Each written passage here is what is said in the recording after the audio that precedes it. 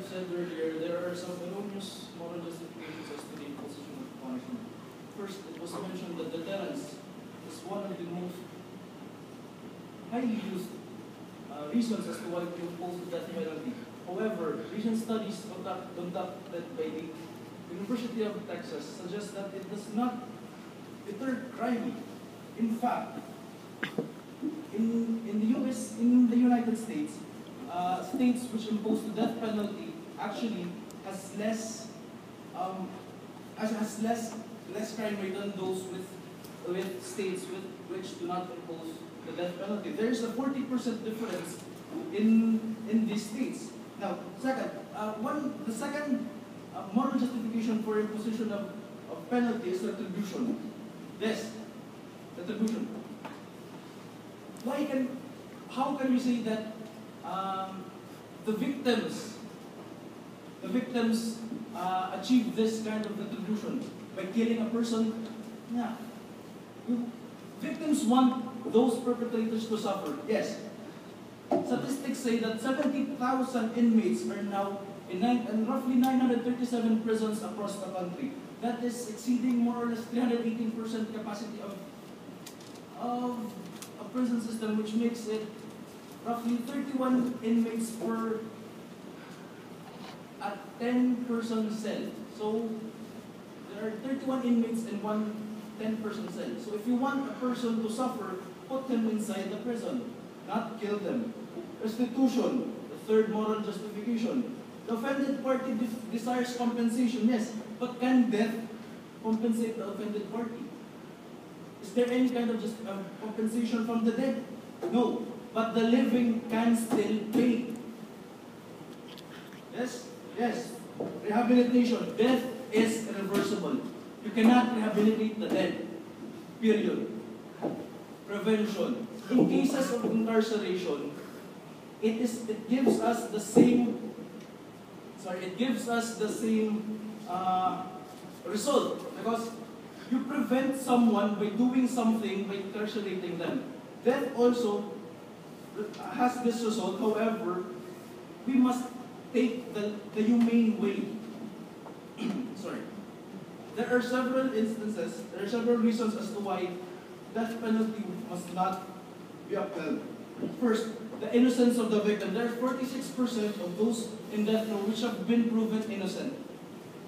The notable cases I have here are Cameron Todd William. Some of these are from the United States. No? Cameron Todd Willingham, Carlos De Luna, Ruben Canto, Larry Griffin, Joseph Odell, and more, who have been executed and then proven guilty years after. Now, the high cost of death penalty. There's, according to a recent study, the cost of a lethal injection, which we now consider as the most humane way of death penalty, costs $17,000. In roughly Filipino, in our cards in pesos, that's roughly 725,000, I believe. Third, it prolongs the suffering of the victim.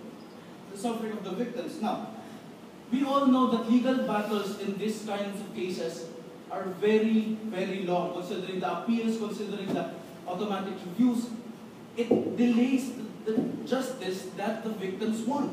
Now, the international views of death penalty, more than 160 nations, all members of the United Nations have abandoned death penalty. Even Ban Ki-moon said that the death penalty has no place in the 21st century. Now, inadequate legal representation, incompetent counsels lead to injustice. If you are a death row convict, who are now sentenced to die, and the person defending you is an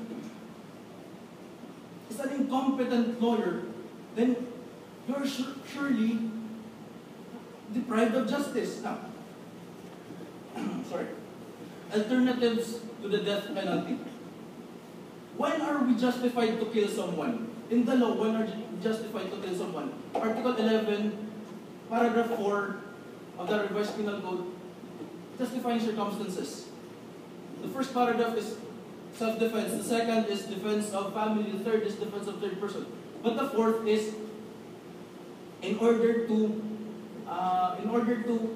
prevent greater evil. However, the the third requisite in this is that there be no other practical and less harmful means of preventing it. Death. There is a less harmful mean than death. Okay. And lastly, botched executions. Now, there are three components to the lethal injection cocktail. The first is sodium thiopental, which is a barbiturate. The second is the pancuronium bromide, which is a paralytic. And the third is the potassium chloride. Now, the first is the barbiturate, which sedates the person. The second is the paralytic, which prevents him from moving. And the third, when mixed with the first two chemicals, will result in the death of the person. However, there are hundreds of cases wherein the botched executions happen. The first chemical, the sodium thiopental, the barbiturate, does not affect the person. Therefore, he can feel every pain. It does not numb him. It only paralyzes him, but he can feel the pain of death. So where is humane? Where is humanity in the world? What is humane about that? I'd like to end by quoting the preamble. Because we, the sovereign Filipino people, according to Almighty God, are to build a just and humane society. We want this. We, the sovereign Filipino, want this humane society. And death is not humane. Thank you, Mr. President. Amen, Senator, for this passionate speech. However, Senator Ong, you have failed to observe that we are strict with our rules, and you have greatly and enormously exceeded the speaker's time. I'm sorry, Mr. President, I was caught in the speech. Is the Senator open for any point? Yes, Mr. Senate President. One point, Mr. Senate President. Is there any point? There being none, would you please yield the floor? So we distribute Mr. Senate President. Is there any motion to raise